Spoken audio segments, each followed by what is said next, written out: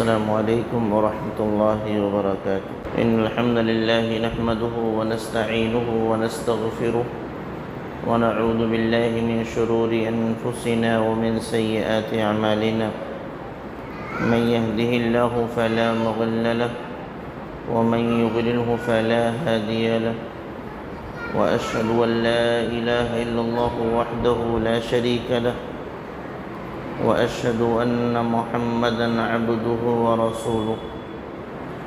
يا أيها الذين آمنوا اتقوا الله حق تقاته ولا تموتن إلا وأنتم مسلمون.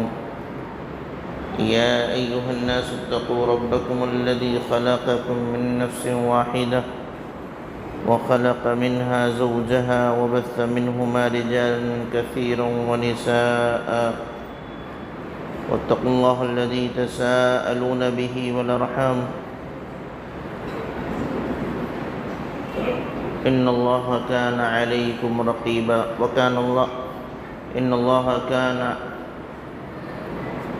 يا أيها الناس اتقوا ربكم الذي خلقكم من نفس واحدة وخلق منها زوجها وبث منهما رجالا كثيرا ونساء، واتقوا الله الذي تساءلون به والأرحام إن الله كان عليكم رقيبا. يا أيها الذين آمنوا اتقوا الله وقولوا قولا سديدا يصلح لكم أعمالكم ويغفر لكم ذنوبكم، ومن يطع الله ورسوله فقد فاز فوزا عظيما. أما بعد، فأعوذ بالله من الشيطان الرجيم.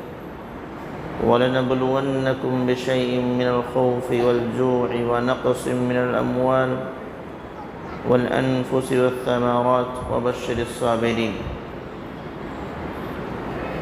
رب اشرح لي صدري ويسر لي أمري واحلل عقدة من لساني يفقهوا قولي رب زدني علما. آمين.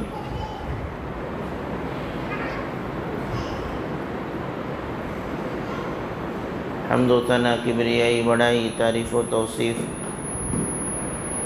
اکیلے وحدہ لا شریک کے لیے. اللہ کی رحمتیں و برکتیں نازل ہوں انبیاء کرام پر، خصوصاً آخری نبی، پیارے نبی جناب محمد رسول اللہ صلی اللہ علیہ وسلم پر، صحابہ کرام پر اور قیامت تک آنے والے مومنین پر.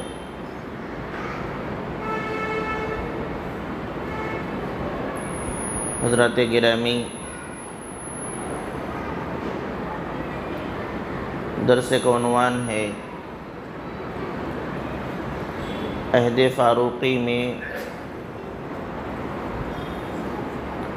طاعون کی وبا.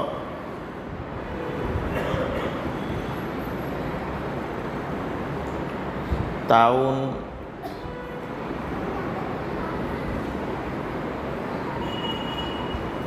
ایک وبائی بیماری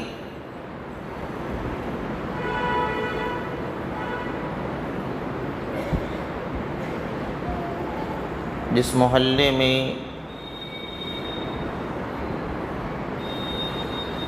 یہ مرض کسی کو لاحق ہو جاتا ہے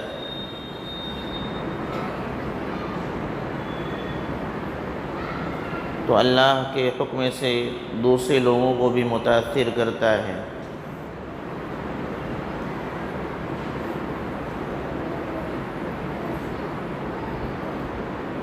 اور اتنا خطرناک یہ طاعون کی بیماری میں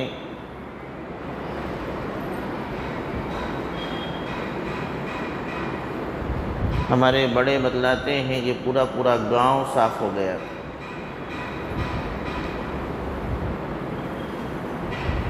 اسی طرح کا ایک معاملہ تھا.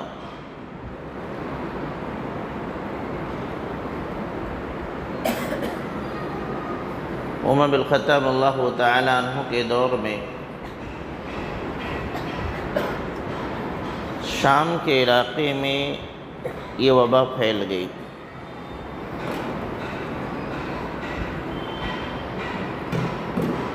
وہاں اسلامی لشکر جس کے قائد ابو عبیدہ بن جراح رضی اللہ تعالی عنہ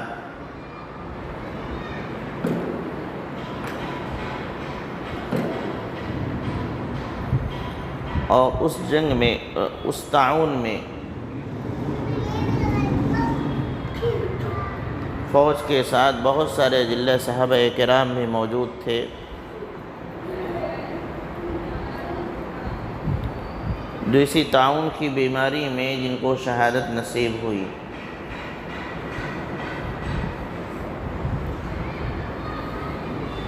اسی بیچ عمر بن الخطاب اللہ تعالی عنہ کو اس بیماری سے متعلق علم نہیں تھا، لہذا شام کا سفر کرنے کا ارادہ کر لیا۔ چنانچہ اپنے ساتھ صحابہ کرام کی ایک جماعت کو لے کر کے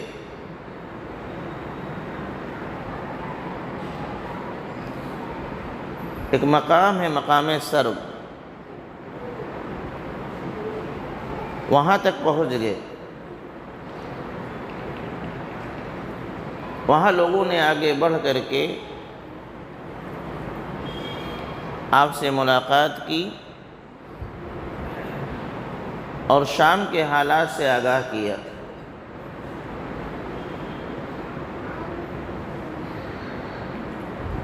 عمر بن الخطاب اللہ تعالی عنہ کے لیے یہ معاملہ بالکل نیا تھا۔ اب یہ نہیں سمجھ میں آ رہا تھا کہ آگے سفر کریں یا واپس چلے جائیں۔ چنانچہ آپ نے کہا کہ جو اولین مہاجرین ہیں، شروع میں جو ہجرت کر کے مدینہ منورہ آئے ہیں، انہیں بلایا جائے، میں ان سے مشورہ کروں گا۔ لہذا بلائے گئے۔ آپ نے اپنی بات رکھی کہ مجھے آگے جانا چاہیے یا نہیں جانا چاہیے، آپ لوگ بتلائیں۔ تو صحابہ کرام نے کچھ لوگوں نے کچھ رائے دیا، تو کسی نے کچھ، بعض لوگوں نے کہا کہ اللہ اے امیر المومنین، آپ ایک عظیم مقصد کے تحت آگے جا رہے ہیں، جائیے، جو ہونا ہوگا ہوگا۔ جبکہ بعض لوگوں نے کہا کہ نہیں، صرف آپ تنہا، اگر آپ کا نقصان ہو تو ایک تنہا ذات آپ کے ساتھ صحابہ اکرام کی ایک جماعت بھی ہے، تو کہیں یہ تمام کے تمام اس مرد کے شکار نہ ہو جائیں، لہذا آپ آگے مت جائیے۔ لہذا ان مہاجرین نے جو جواب دیا وہ دونوں طرح کا جواب تھا، اس لیے فیصلہ کرنا مشکل ہو گیا۔ تو آپ نے کہا کہ آپ لوگ تشریف لے جائیے، انصاری صحابہ کو بلائیے۔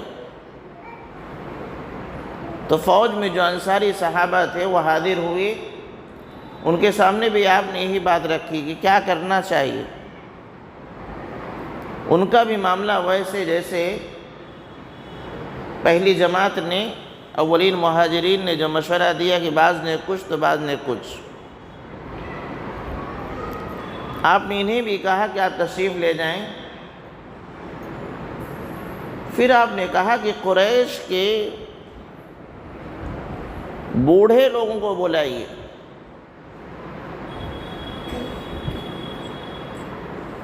جو فتح مکہ سے پہلے یا فتح مکہ کے موقع پر اسلام قبول کیے ہیں۔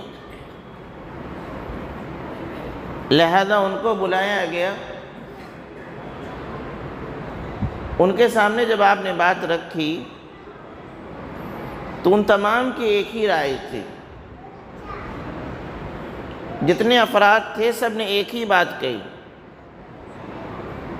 کہ آپ واپس جائیں، آپ کے ساتھ جو جماعت ہے اس کی بڑی اہمیت ہے، صحابہ اکرام کی جماعت ہے، وہ کام تو بعد میں بھی ہو سکتا ہے، لہذا واپس جانا چاہیے۔ عمر بن الخطاب رضی اللہ تعالی عنہ ان کو لگا کہ اس جماعت کی رائے میں کوئی اختلاف نہیں، اور یہ قریش کے بزرگ ترین لوگ ہیں، تجربہ کار لوگ ہیں، لہذا ان کی بات پر آپ نے عمل کیا اور اعلان کر دیا کہ انی مصبح علی ظہر فاصبحوا علیہ۔ جو آپ کے ساتھی تو ان سے کہا کہ صبح تو میں سواری اختیار کر لوں گا، سوار ہو جاؤں گا، لہذا صبح صبح تم لوگ بھی تیار رہنا مدینہ منورہ واپس جانے کے لیے۔ جب یہ فیصلہ ابو عبیدہ بن جراح اللہ تعالی عنہ نے سنا کہ امیر المومنین واپس جا رہے ہیں،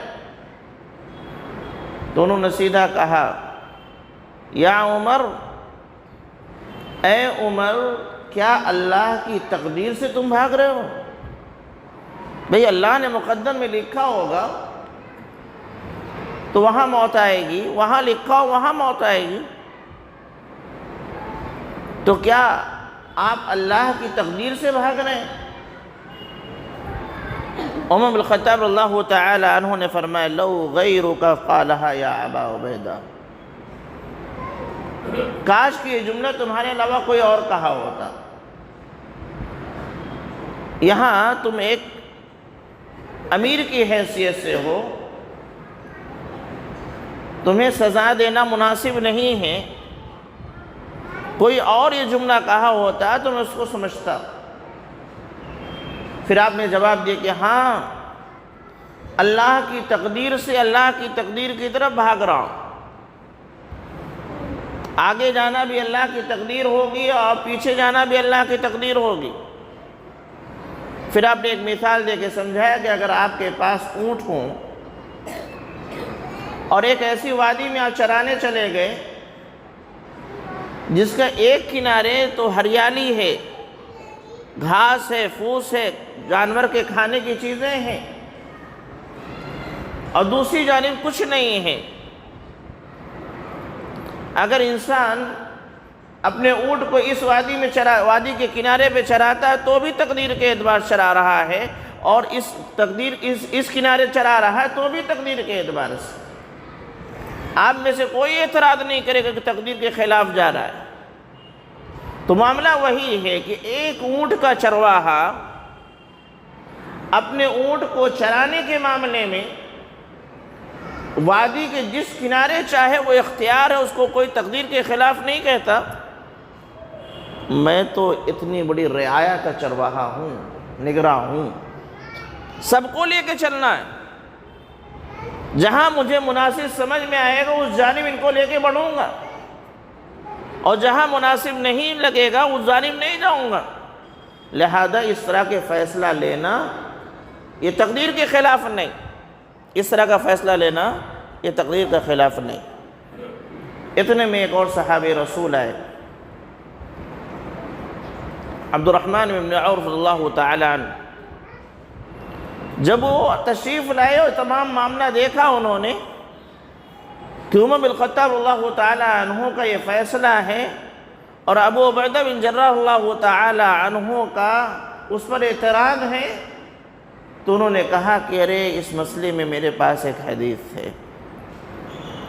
اس سے پہلے کی نشست میں وہ موجود نہیں تھے، بعد میں کہیں سے تشریف لاؤ، یہ منظر دیکھا تو کہا میرے پاس اس سلسلے میں اللہ کے نبی صلی اللہ علیہ وسلم کے ایک حدیث مبارکہ ہے۔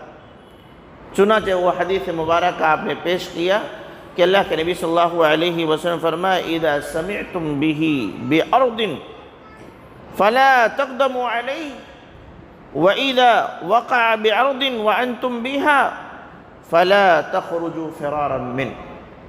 کہ اللہ کے نبی صلی اللہ علیہ وسلم فرمایا کہ اگر کسی زمین کے کسی علاقے کے بارے میں تم سنو کہ وہاں وبا پھیلی ہے تو اس کی جانب مت جاؤ، فلا تقدموا علیہ۔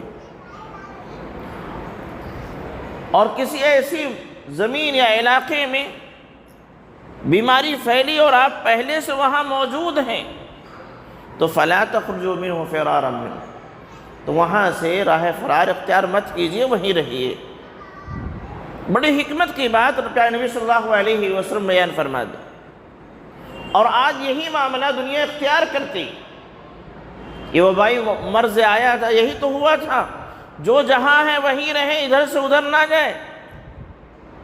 اللہ کے نبی صلی اللہ علیہ وسلم کی ہی تعلیم کہ اگر کسی زمین کے بارے میں، کسی علاقے کے بارے میں سنا آپ نے کہ وہاں بیماری ہے اور آپ اس کے باہر ہیں تو اس علاقے میں مت جائیے، اللہ نے آپ کو بچا رکھا ہے، اس بیماری کے اندر شامل مت ہوئیے۔ اور اگر آپ جس زمین پر ہیں، جس علاقے میں وہاں بیماری ہے تو یہاں سے نکل کے مت جائیے، صبر کیجئے، جو ہونا ہوگا ہوگا۔ لہذا عمر بن الخطاب اللہ تعالیٰ عنہ خوش ہوئے اور انہوں نے سجدہ شکر ادا کیا کہ ان کی جو رائے تھی، ان کا جو فیصلہ تھا وہ حدیث کے مطابق ہے، کیونکہ ابھی اس علاقے میں پہنچے نہیں تھے جہاں وبائی مرض ہے، اس کے باہر ہیں، اور نبی کریم صلی اللہ علیہ وسلم کا یہی حکم تھا کہ اگر آپ باہر ہیں تو اندر مت جائیے، اور اگر وبائی علاقوں میں موجود ہے تو باہر مت نکلیے۔ یہ عمر بن الخطاب اللہ تعالی عنہ نے اس کے سلسلے میں فیصلہ لیا۔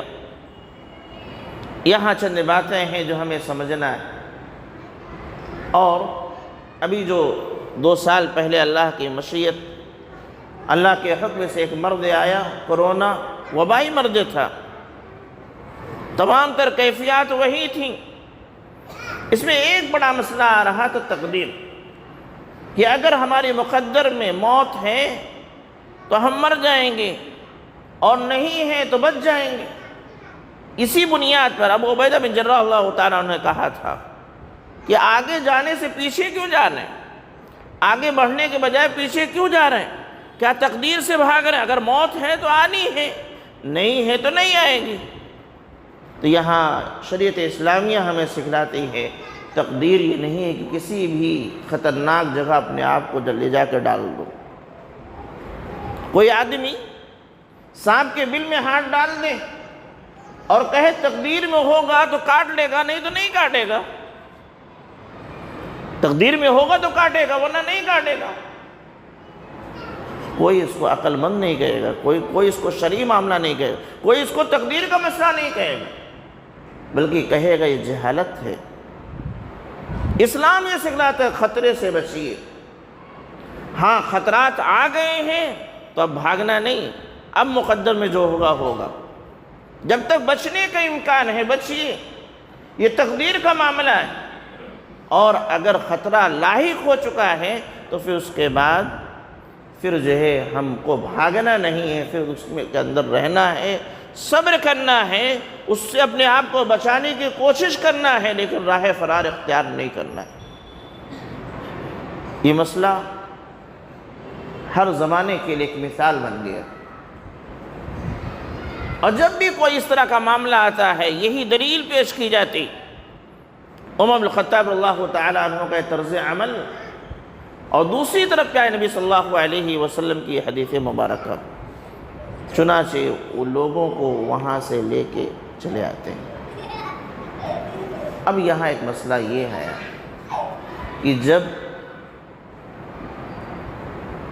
عمر بن عاص عبد الرحمن بن عوف اللہ تعالی عنہ نے جب سنیے ان سے اچھا میں بولوں گا انشاءاللہ، جب عبد الرحمن بن عوف اللہ تعالی عنہ نے ایک حدیث پیش کر دیا، صحابہ اکرام کا طریقہ دیکھیے، ایک مسئلے میں اختلاف ہو رہا تھا کہ ایسی جگہوں سے واپس جانا چاہیے کہ نہیں جانا چاہیے۔ عمر بن الخطاب اللہ تعالیٰ عنہ کا فیصلہ تو واپس چلے جائیں، اور ابو عبیدہ بن جراح اللہ تعالیٰ عنہ کو اس پر اعتراض تھا، یہ اختلاف تھا۔ لیکن جیسے ہی حدیث آئی، دونوں جلیل القدر صحابہ کرام کی رائے ایک ہو گئی۔ حدیث آئی، ابو عبیدہ بن جراح اللہ تعالیٰ عنہ نے اس کو قبول کر لیا، اور جو انہوں نے اعتراض کیا تھا اس کو واپس لے لیا.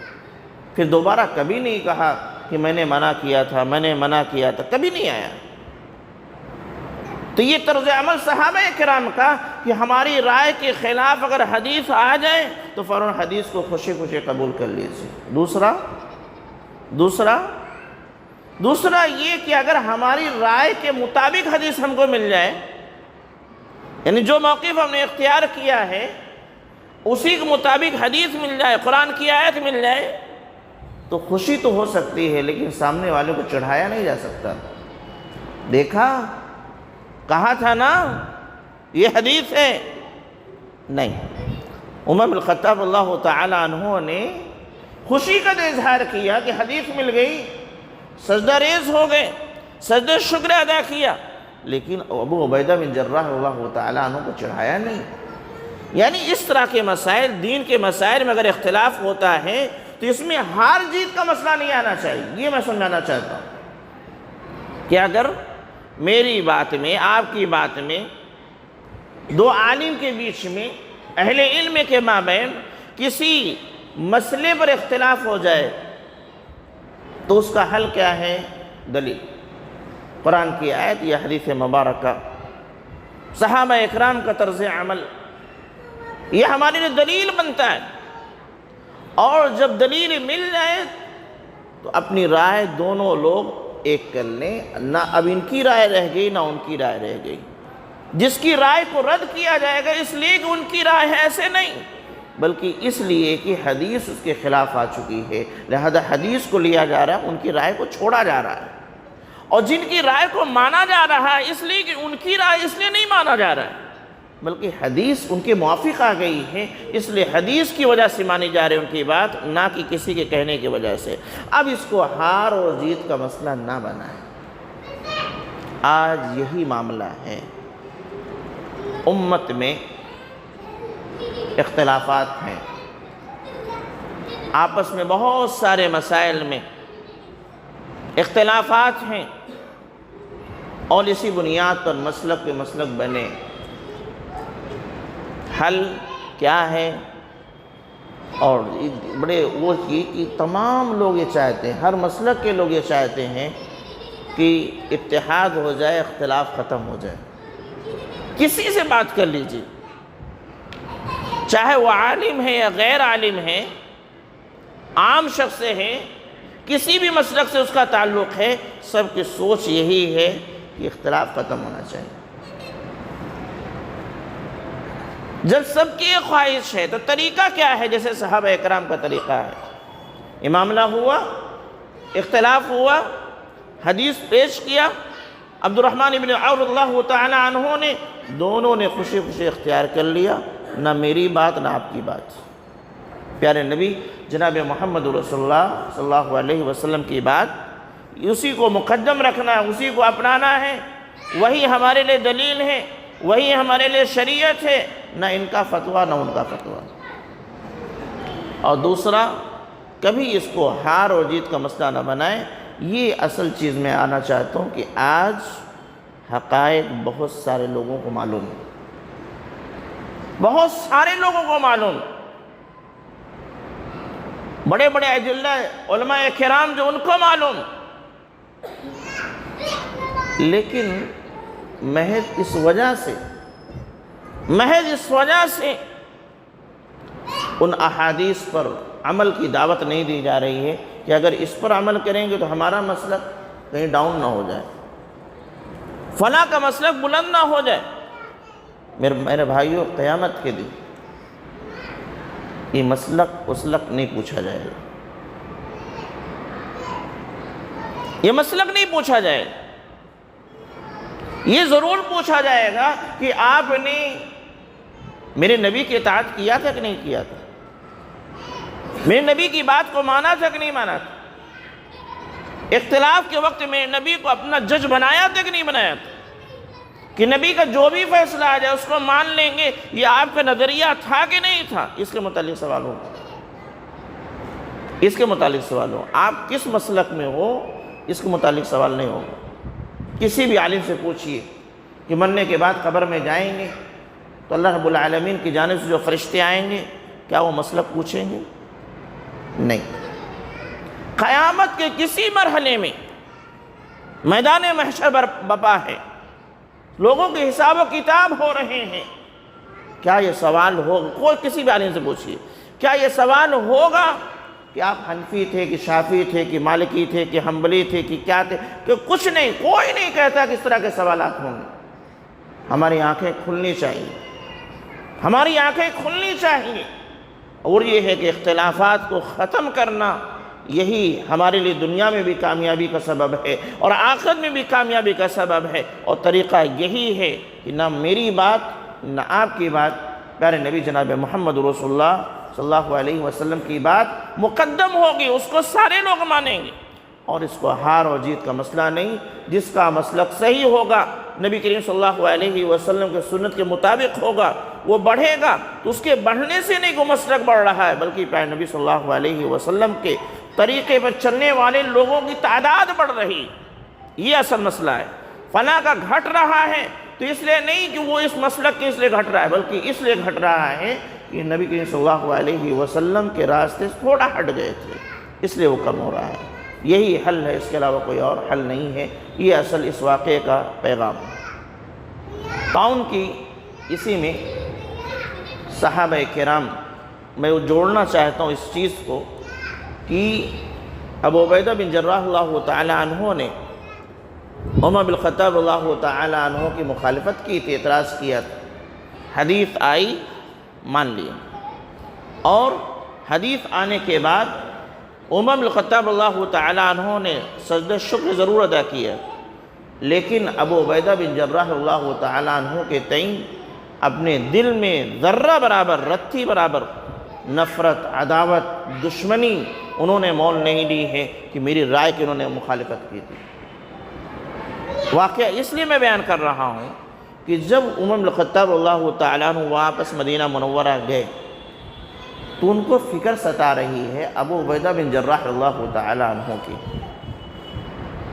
کہ کہیں اتنی بڑی شخصیت، ہمارا اتنا بڑا جنرل اور قائد، صحابی رسول اس وبا کے شکار نہ ہو جائیں، لہذا ایک خط لکھتے ہیں، اور خط میں یہ کہتے ہیں کہ ایک بہت ضروری کام ہے، آپ جیسے ہی میرا خط ملے، اگر شام کو ملتا ہے تو صبح ہونے سے پہلے، اور دن میں ملتا ہے تو شام کے وقت آپ مدینہ منورہ کے لیے کوچ کر جائیے۔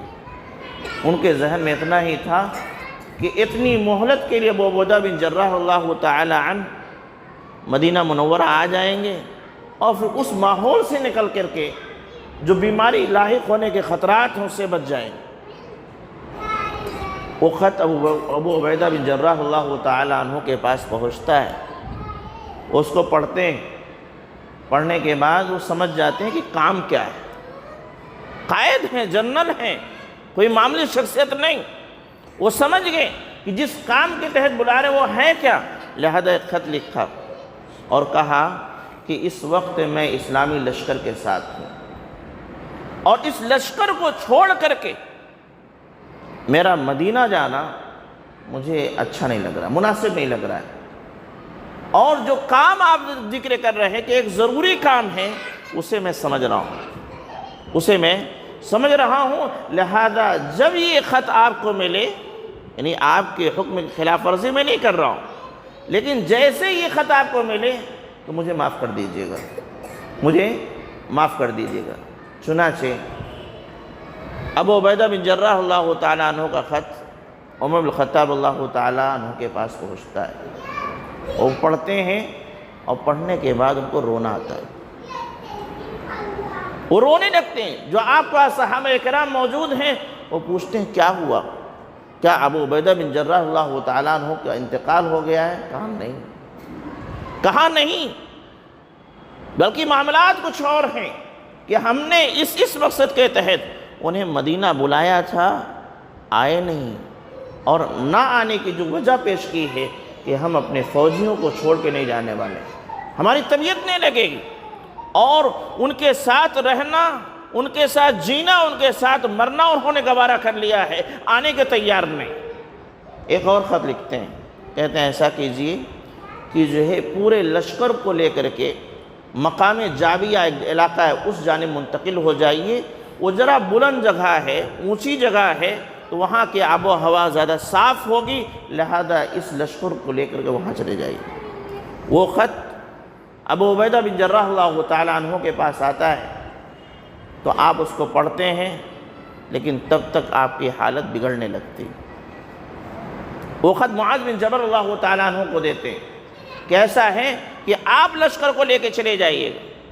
معاذ بن جبل اللہ تعالیٰ عنہ اپنے گھر جاتے ہیں، دیکھتے ہیں بیوی ان کی طاعون کی بیماری میں مبتلا ہے، آ کے ذکر کرتے ہیں کہ اے امیر قائد، ہمارے گھر میں معاملہ آ چکا ہے۔ کہا اچھا۔ اس کے بعد دونوں ابو عبیدہ بن جراح اللہ تعالیٰ عنہ اور معاذ بن جبل اللہ تعالیٰ عنہ دونوں اسی طاعون کی بیماری میں ان کی وفات ہوتی ہے اور شہادت کے مرتبے پر وہ فائز ہوتے ہیں۔ تو بہرحال اس واقعے سے پتہ چلتا ہے، وہ پیغام جو میں دینا چاہتا ہوں وہ یہ ہے، غور سے سنیے، وہ یہ ہے کہ اختلاف اگر ہو جائے، رائے کا اختلاف ہو جائے، تو اس کو کبھی ذات کا اختلاف مت بنائیے۔ عمر بن الخطاب اللہ تعالیٰ عنہ اور ابو عبیدہ بن جراح اللہ تعالیٰ عنہ کے درمیان اختلاف تھا، رائے کا اختلاف تھا، لیکن وہ ذات کا اختلاف نہیں تھا کہ ایک معاملے میں ہم نے اختلاف کر دیا تو اس کو ہم نے دشمنی بنا دیا، ہمیشہ نگاہ میں چڑھا لیے، اچھا ٹھیک انہوں نے میری مخالفت کی ہے نا، ہم آگے دیکھ لیں گے۔ اور کوئی معاملی نہیں تھی، امیر المومنین تھے اور ابو عبیدہ بن جراح اللہ تعالیٰ عنہ کے ماتحت تھے، جب چاہتے کارروائی کی جا سکتی تھی، لیکن نہیں، رائے کا اختلاف ہو سکتا ہے لیکن اس کو ذات کا اختلاف کبھی نہیں ہونے دیتا۔ آج بہت سارے ادارے ہیں جو ذمہ داران ہیں، آپ ان کی رائے کے خلاف اپنی رائے پیش کر دیجئے تو عموماً لوگ ان کو اپنی نظر میں رکھ لیتے ہیں، ان کو اپنی نظر میں رکھ لیتے ہیں، اور موقع آنے پر وہ تمام چیزیں اکٹھا کر دی جاتی ہیں اور صفایا کر دیا جاتا ہے۔ تو عمر بن الخطاب اللہ تعالیٰ عنہ نے یہ نہیں کیا، رائے کا اختلاف ہوا لیکن اس کو ذات کے اختلاف نہیں بنایا۔ اسی لیے وہاں سے آنے کے بعد برابر فکر مند تھے کہ ابو عبیدہ بن جراح اللہ تعالیٰ عنہ کسی طریقے سے وہاں سے آ کر کے مدینہ منورہ پہنچ جائیں اور اس بیماری سے وہ بچ سکیں۔ یہ محبت کی دلیل ہے۔ آپس میں صحابہ کرام بڑے مل جل کے رہا کرتے تھے، الفت و محبت کے ساتھ رہا کرتے تھے، اور ساتھ میں دینی مسائل میں ان کے اختلاف بھی ہوا کرتے تھے، لیکن ان دینی مسائل میں اختلاف کو کبھی انہوں نے ذاتی دشمنی کی روپ نہیں دھارنے دیا کہ اس کی وجہ سے آپس میں اختلاف کو بڑھاوا دیں، نفرت پیدا کریں، عداوت ایک دوسرے کے لیے رکھنا شروع کر دیں، کینہ کپٹ ہو جائے، اس طرح کا ماحول انہوں نے کبھی نہیں بننے دیا۔ الہ العالمین کے نسل و توفیق دے، ہمیں کتاب و سنت مطابق زندگی گزارنے والا بنائے، صحابہ کرام کے نقش قدم پر چلنے والا بنا، اور جن جن حالات میں صحابہ کرام نے جو جو کردار ادا کیا، رب العالمین ہم تمام کو بھی اسی راہ کا راہی بنا اور ہمارا حشر انہی کے ساتھ فرما۔ آمین تقبل رب العالمین۔ السلام علیکم ورحمۃ اللہ وبرکاتہ۔